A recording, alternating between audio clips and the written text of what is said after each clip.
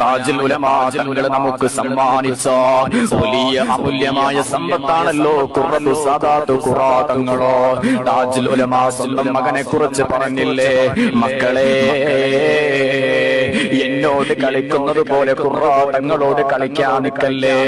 എന്റെ മകന് തീയാണ്, എന്റെ മകന് തീയാണ്, നിങ്ങൾ സൂക്ഷിക്കണേ എന്ന് താജുൽ ഉലമയാ ഖുറത്തു സാദാത്ത് തങ്ങളെ കുറിച്ച് പറഞ്ഞതോ.